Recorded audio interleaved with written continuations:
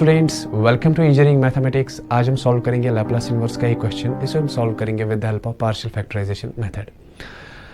तो क्वेश्चन है हमारा, find Laplace inverse of 2 divided by s+1 into s+2 का होल स्क्वायर। होल स्क्वायर मतलब ये जो स्क्वायर है ये s+1 को भी बिलोंग करता है और s+2 को भी बिलोंग करता है। तो मेरा पहला स्टेप यही रहेगा बिफोर स्टार्टिंग पार्शियल फैक्टराइजेशन कि मैं पहले इस स्क्वायर को दोनों टर्म्स में डिस्ट्रीब्यूट करूँ। तो मेरा पहला स्टेप यही रहेगा। Solution, I can also write this function as Laplace inverse of 2 divided by s+1 whole square into s+2 whole square, है ना। अब मैं इसे डायरेक्टली पार्शियल फैक्टराइजेशन मेथड से सॉल्व कर सकता हूँ, पर मेरे पास क्वेश्चन है हम इसे पार्शियल फैक्टराइजेशन मेथड से क्यों सॉल्व करें। मतलब why we have to solve this function with the help of partial factorization, why can't we directly apply Laplace inverse to this function. क्योंकि मेरे पास ऐसी कोई थ्योरम नहीं है जो मुझे बताती है कि आप लैप्लास इन्वर्स डायरेक्टली इस फंक्शन का लगा सकते हो। Else it's not convolution theorem. Since we are using partial factorization method तो मैं कन्वोल्यूशन थ्योरम के पास नहीं जाऊंगा, ठीक है। तो मेरी यही कोशिश रहेगी कि मैं पहले इस फंक्शन को किसी डेफिनेट फंक्शन में बनाऊं जो मुझे इसका लैप्लास इन्वर्स डायरेक्टली मुझे दे। जैसे Laplace inverse of 1 divided by S square plus A square किसके बराबर होता है, साइन 80 डिवाइडेड बाय ए। तो ये प्री डिफाइंड फंक्शन होती है। ऐसी ही प्री डिफाइंड फंक्शन मुझे इस वाली फंक्शन को बनाना है। Since this function is not pre defined तो मेरा पहला यही अप्रोच रहेगा कि मैं पहले इसे एक प्री डिफाइंड फंक्शन में लाऊं और उसके बाद मैं इसे लैप्लास इन्वर्स लगाऊं उस प्री डिफाइंड फंक्शन को और मुझे उसका सोल्यूशन, उसका लैप्लास इन्वर्स डायरेक्टली मिल जाए। तो मैं इसे इसीलिए पार्शियल फैक्टराइजेशन मेथड से सॉल्व करता हूँ। कभी कभी क्वेश्चन होता है। तो सेकंड स्टेप मेरा यही रहेगा कि मैं क्या करूँगा, इसे पार्शियल, मैं इसे लिखूँगा बाय पार्शियल फैक्टराइजेशन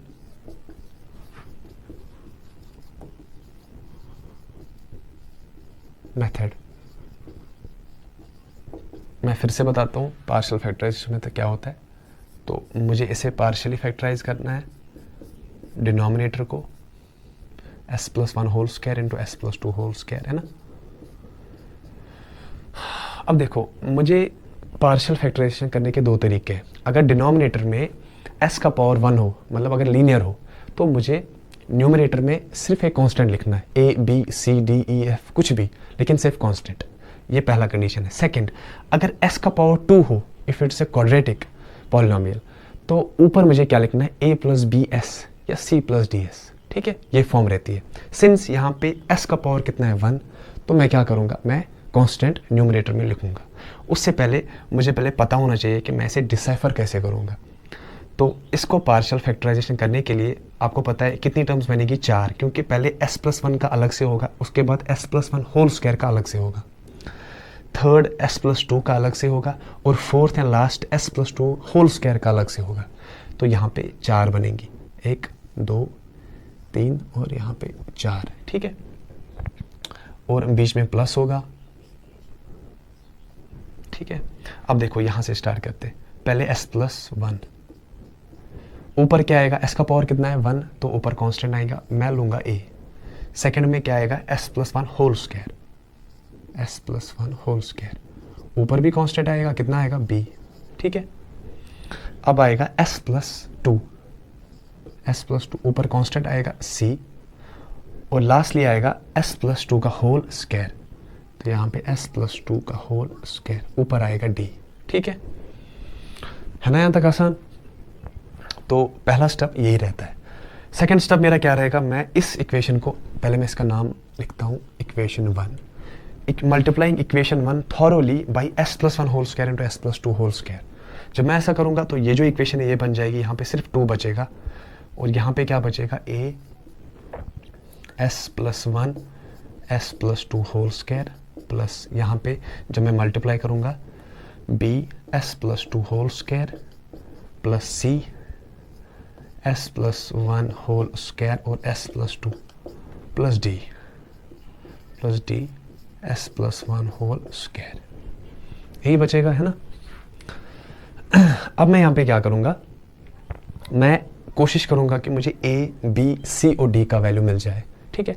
वो मुझे कैसे मिलेगा, अगर मैं पुट करूँ, put s is equal to, अगर मैं s पुट करूँ यहाँ पे -2, तो -2 + 2 कितना हो जाएगा, 0, 0 का होल स्क्वायर 0 होता है, 0 मल्टीप्लाइड बाई एनीथिंग 0, तो ये जो पूरी टर्म है ये वाली 0 हो जाएगी। यहाँ पे आ जाओ, ये वाली टर्म भी ऑब्वियसली ज़ीरो हो जाएगी, है ना। यहाँ पे आ जाओ, ये वाली टर्म भी ज़ीरो हो जाएगी, बचेगी सिर्फ ये वाली टर्म, ठीक है। तो मैं क्या करूँगा, put s is equal to -2, ये वाली टर्म ज़ीरो, ये वाली टर्म ज़ीरो, ये वाली टर्म भी ज़ीरो, बचेगी ये वाली टर्म। तो यहाँ पे आएगा 2 is equal to d, s की जगह पे -2 + 1 का होल स्क्वायर, और यहाँ पे 2 is equal to d +2 plus -2 + 1 -1 whole square 1 into d is d, और d का वैल्यू आ जाएगा हमारा 2, ठीक है। तो एक वेरिएबल का मुझे वैल्यू जो है आ चुका है, ठीक है, d इज इक्वल टू 2। अब अगर मैं अगर मैं सेकेंड स्टेप में put s is equal to, अगर मैं s पुट करूँ -1, तो ये वाली टर्म ज़ीरो हो जाएगी, क्योंकि -1 + 1 ज़ीरो हो जाएगा, उससे ये पूरी टर्म ज़ीरो हो जाएगी, ये वाली टर्म बच जाएगी, ये वाली टर्म भी ज़ीरो और ये वाली टर्म भी ज़ीरो। तो मैं लिखूंगा यहाँ पे put s is equal to -1, तो ये क्या, ये भी ज़ीरो हो जाएगी, बचेगी ये वाली term. 2 is equal to b, s कितना है -1 + 2 का whole square, 2 is equal to b -1 + 2 1 का whole square 1 and b is also equal to 2, ठीक है। तो मुझे दो वेरिएबल्स का वैल्यू मिल चुका है, किसका, d और b का, ठीक है, दोनों 2 2 है, ठीक है, इट्स ओके। अब मुझे फाइंड क्या करना है, सिर्फ और सिर्फ a और c का वैल्यू, ठीक है। उसके लिए एक और तरीका है, ठीक है। पहले मैं क्या करूँगा, जो मुझे यहाँ पे वैल्यूज़ मिले उन्हें मैं पुट करूँगा इस वाली इक्वेशन में, इस इक्वेशन का मैं नाम रखूँगा 2, ठीक है। तो मैं यहाँ पे लिखूँगा put these values in equation 2। जब मैं इन वैल्यूज को इक्वेशन 2 में पुट करूंगा तो देखो ये क्या बनेगा, यहाँ पे लिखूंगा मैं विच इज इक्वल टू, ये यहाँ पे ऐसे ही रहेगा a इंटू s + 1। देखो यहाँ पे s + 2 का होल स्क्वायर है, इसको मैं ब्रेक करता हूँ, ये बन जाएगा a + b का होल स्क्वायर, a स्क्वायर, ये बन जाएगा a स्क्वायर + b स्क्वायर 4 हो जाएगा, + 2ab 4s, है ना, ठीक है। आगे बढ़ो, b हमारा कितना है यहाँ पे 2, ठीक है, b हमारा 2 है, तो मैं लिखूंगा 2 s + 1 का होल स्क्वायर, और s + 2 का होल स्क्वायर किसके बराबर है, s स्क्वायर + 4 + 2 4s, ठीक है। आगे बढ़ो, +c s + 1 का होल स्क्वायर, इसको भी मैं ब्रेक करता हूँ, तो s + 1 का स्क्वायर क्या बन जाएगा, s स्क्वायर + 1 + 2s, है ना। और यहाँ पे आ जाएगा s + 2 प्लस d का वैल्यू मुझे आ चुका है यहाँ पे, d इज इक्वल टू 2, यहाँ पे d इज इक्वल टू 2, तो मैं यहाँ पे d की जगह पे 2 पुट करूँगा, 2, और यहाँ पे s + 1 का होल स्क्वायर है, इसका मतलब है a + b का whole square, that's equal to s square + 1 + 2s, है ना। अब देखो, अब ये काफ़ी आसान है इसको सॉल्व करना। मैं a को पहले यहाँ पे मल्टीप्लाई करूँगा, फिर जो मुझे यहाँ से मिलेगा उसको मैं इसके साथ मल्टीप्लाई करूँगा, 2 को इसके साथ मल्टीप्लाई करूँगा। इन सभी को मल्टीप्लाई करने के बाद मैं आपको बताऊँगा शॉर्ट में, आप खुद भी कर सकते हो, मैंने बैक एंड पे करा हुआ है, मैं आपको वो यहाँ पे बोर्ड पे लिखता हूँ ताकि टाइम बच जाए, और वो आप खुद भी कर सकते हो, काफ़ी आसान है, एलिमेंट्री लेवल का है वो। तो ये जो यहाँ से मुझे जो मिला वो मैं यहाँ पर लिखूँगा, ठीक है। अब मेरा सेकंड स्टेप क्या रहेगा, मैं s क्यूब के जो सारे कोफिशिएंट्स हैं उनको अलग करूँगा, s स्क्वायर के कोफिशिएंट्स को अलग करूँगा, s के कोफिशिएंट्स को अलग करूँगा, और जिन टर्म्स में s ना हो those will be regarded as constants, उनको अलग लिखूँगा, ठीक है। तो मैं ऐसे लिखूँगा 2 इज इक्वल टू, यहाँ से s क्यूब कॉमन निकालूंगा, अंदर बचेगा a + c, यहाँ से s स्क्वायर कॉमन निकालूंगा, अंदर बचेगा 5a + 4c + 4, ठीक है। और यहाँ से मैं क्या कॉमन निकालूंगा, s, अंदर बचेगा 8a + 5c, है ना। और 12s भी है, यहाँ पे +12 भी आएगा, और इन टर्म्स में s नहीं है, सो दीज आर कॉन्स्टेंट्स। जिन टर्म्स में s ना हो obviously they will be constants, तो इनको मैं अलग लिखूंगा, ठीक है। तो अब देखो, अब हमने वैल्यू क्या निकाला, d का 2, b का 2, ओके, लेकिन मुझे चाहिए क्या, a और c का। तो वो मैं कैसे निकालूंगा, उसके लिए सेकंड अप्रोच यही रहता है कि we compare the coefficients of s cube, s square, s and constants on both the sides, ठीक है। फिर से बताता हूँ, हम क्या करते हैं यहाँ पे एस क्यूब के जो कोफिशिएंट्स है उनको कंपेयर करते with the coefficients of S cube on the left hand side. Right hand side का जो एस स्क्वायर है उसके कोफिशिएंट्स को कंपेयर करते हैं with the coefficients of S square on the left hand side. ऐसे ही एस के कोफिशिएंट्स को कंपेयर करते हैं और इन कॉन्स्टेंट्स को कंपेयर करते हैं। जब मैं ऐसा करूंगा तो एस क्यूब का यहाँ से कोफिशिएंट कितना है ए प्लस सी, यहाँ से एस क्यूब है ही नहीं, एस क्यूब है ही नहीं, तो इसका मतलब है यहाँ से कोफिशिएंट जीरो आएगा। तो यहाँ से ऐसे भी बन सकते हैं ना, zero into S cube, obviously zero into S cube will be zero, है ना। तो यहाँ पे प्लस आएगा और फिर 0 + 2 कितना आ जाएगा 2, it will be one and the same thing, ठीक है। तो इसका मतलब है यहाँ पे यही मतलब है कि एस क्यूब के जो कोफिशिएंट है यहाँ पे a + c है। अब हम इन्हें कंपेयर कर रहे हैं with the coefficients of S cube on left hand side, लेकिन लेफ्ट हैंड साइड में एस क्यूब है ही नहीं, तो a + c किसके बराबर होगा, 0 के बराबर। दैट्स द ट्रिक, ठीक है। ऐसे ही हम करेंगे एस स्क्वायर के कोफिशिएंट्स। यहाँ पे क्या है, मैं यहाँ पे लिखूंगा 5a + 4c + 4 is equal to यहाँ पे, ठीक है। ये एस स्क्वायर के कोफिशिएंट से लेफ्ट हैंड साइड में एस स्क्वायर है ही नहीं, इसका मतलब है कोफिशिएंट क्या होंगे, 0। So I will equate these coefficients equal to 0। Similarly यहाँ पे एस के कोफिशिएंट्स कितने हैं, 8a + 5c + 12, और यहाँ पे कोफिशिएंट्स है ही नहीं एस के कुछ, तो मैं 0 लूंगा। और यहाँ पे ये क्या है, 4a + 2c + 10, 4a + 2c + 10, these are constants. लेकिन यहाँ पे कांस्टेंट है तो मैं इसे इक्वेट करूंगा इज इक्वल टू 2, क्योंकि यहाँ पे ऑलरेडी कांस्टेंट है। इसका मतलब है यहाँ से जो भी कांस्टेंट होंगे वो इन कांस्टेंट्स के बराबर होंगे, क्यों, क्योंकि यहाँ पे इक्वालिटी साइन है, ठीक है। तो इसका मतलब आ गया 4a + 2c + 10 is equal to 2। अब मुझे क्या चाहिए, सिर्फ मुझे चाहिए a और c का वैल्यू, वो मुझे अब इन इक्वेशन से निकालना है। इक्वेशन 1, इक्वेशन 2, इक्वेशन 3 काफ़ी आसान है, इक्वेशन 4। जब आप प्रैक्टिस करोगे तो आप इसे आसानी से कर सकते हो। मैं ऐसे टाइम ले रहा हूँ क्योंकि आपको समझ आए पूरा। तो मैं ये वाली इक्वेशन लूँगा, यहाँ से मुझे मिलेगा, देखो मैं यहाँ पे लिखूँगा, यहाँ पे मैं लिखूँगा टेकिंग इक्वेशन 1, यहाँ से मुझे मिलेगा, मैं लिख सकता हूँ ना a = -c। अब इस a = -c को इक्वेशन 2 में मैं पुट करूँगा तो ये बन जाएगा 5a के बदले क्या लिखूंगा, -c, माइनस बाहर आ जाएगा, यहाँ पे c आ जाएगा +4c + 4 इज इक्वल टू 0, यहाँ पे आ जाएगा -c + 4 इज इक्वल टू 0, है ना। और -c आ जाएगा 4 माइनस, और c आ जाएगा 4, तो हमारा c आ चुका है 4, ठीक है। जब मेरा c 4 आ गया तो a मेरा कितना आएगा, ऑब्वियसली -4, a = -4, तो मेरा वैल्यू आ चुका है a का भी और c का भी। और वहाँ पे मैंने ऑलरेडी निकाले हैं किसके वैल्यूज़, यहाँ पे d का वैल्यू मैंने निकाला था और मैंने निकाला था b का वैल्यू। अब मैं इन वैल्यूज़ को पुट करूँगा अपनी इस इक्वेशन में, इक्वेशन 1 में, and taking Laplace inverse subsequently on both the sides, और मेरा जो है आंसर लैप्लास इन्वर्स इस फंक्शन का आ जाएगा, ठीक है। तो उसे मैं कहाँ पे लिखूँ, मेरे ख्याल से मैं पहले इसे रब करता हूँ, ठीक है।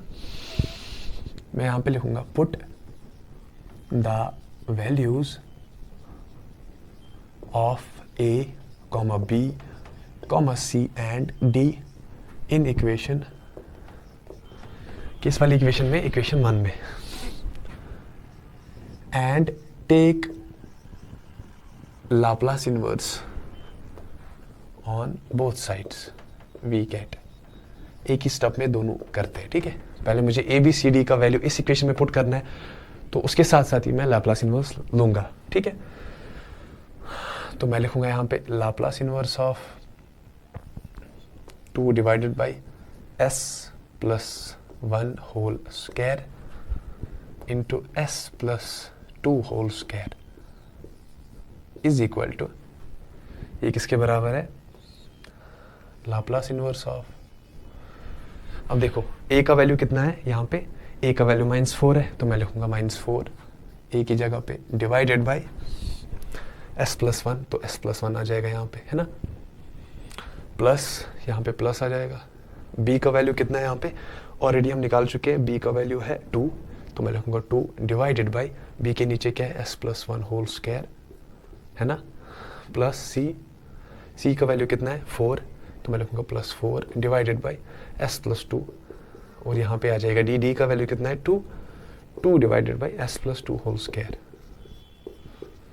ठीक है। ब्रैकेट करता हूँ बंद। अब देखो, मैं लीनियरिटी प्रॉपर्टी लगा सकता हूँ, आपको पता है, मैं लिखूंगा by linearity property, by linearity property Laplace inverse जो बाहर है ये अंदर लगेगा हर किसी इंडिविजुअल टर्म में, क्योंकि आपको मैंने पढ़ाया भी है linearity property. By linearity property this thing will become Laplace inverse of, इस टर्म के साथ भी लग जाएगा।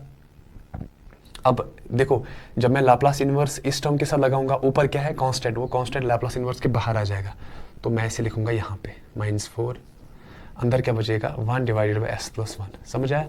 काफ़ी आसान है। प्लस जब मैं लाप्लास इनवर्स इस टर्म में लगाऊंगा, किस प्रॉपर्टी के थ्रू? By linearity property. तो ऊपर क्या है कांस्टेंट, कांस्टेंट लाप्लास इनवर्स के बाहर आ जाएगा, तो मैं पहले कांस्टेंट लिखता हूँ, उसके बाद लाप्लास इनवर्स लग जाएगा इस टर्म में। यहाँ पे क्या ऑलरेडी बचा है s प्लस 1 होल स्क्वायर। ठीक है, ऐसे ही जब मैं यहाँ पे लिखूंगा ये बन जाएगा +2 Laplace inverse of 1 divide by s plus 2, है ना। यहाँ पे ब्रैकेट बंद, और जब मैं यहाँ पे पहुँचूंगा ये बन जाएगा +2 Laplace inverse of 1 divided by s plus 2 का होल स्क्वायर। ठीक है, अब देखो -4 यहाँ पे है, ठीक है, -4 Laplace inverse of 1 divided by s plus 1। आपको पता है Laplace inverse of 1 divide by s किसके बराबर होता है? 1 के बराबर, लेकिन यहाँ पे s के साथ +1 है, तो इसका मतलब है 1 के साथ एक और फंक्शन मल्टीप्लाइड होगी जो हमारे इस s को प्लस s बना रहा है, s प्लस 1 बना रहा है। ठीक है, तो वो फंक्शन आपको पता है क्या है? e power -t। अगर यहाँ पे -1 होता तो यहाँ पे फंक्शन क्या होती? e power t। अब चूंकि यहाँ पे s प्लस 1 है, प्लस है, तो यहाँ पे मैं लूंगा e पावर -t। सिमिलरली यहाँ पे जब मैं पहुंचूंगा तो ये बन जाएगा +2, है ना।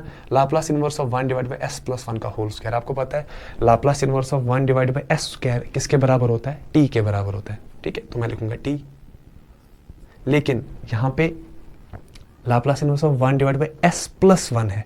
अगर 1 डिवाइड बाई s स्क्वायर होता तो that would have been t, लेकिन यहाँ पे s प्लस 1 है, तो इसका मतलब है t के साथ कोई फंक्शन मल्टीप्लाइड होगी जो हमारी इस s को s प्लस 1 बना रहा है, तो वो फंक्शन आपको पता है क्या है? e power -t। ठीक है, सिमिलरली यहाँ पे पहुँचते हैं +4 Laplace inverse of 1 divide by s plus 2, ये किसके बराबर है? e पावर -2t, है ना। और यहाँ पे plus Laplace inverse of 1 divide by s plus 2 whole square किसके बराबर होता है? t into e power -2t.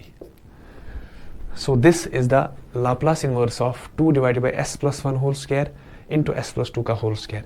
या आप इसके बदले वापस यही लिख सकते हो, क्योंकि इस फंक्शन को हमने इस फॉर्म में लिखा था, इसका हमने लाप्लास इनवर्स लगाया, ये तो हमारा सोल्यूशन ये मिला, तो इसका मतलब है ना मैं वापस इसे इस वाली फॉर्म में लगाऊंगा। यहाँ पे मैं लिखूंगा 2 divided by s plus 1 into s plus 2 का होल स्क्वायर, इसका लाप्लास इनवर्स है this. So this is our Laplace inverse. ठीक है, एक और क्वेश्चन सॉल्व करेंगे, उसके बाद फिर इस चैप्टर को हम क्लोज करेंगे। Thank you.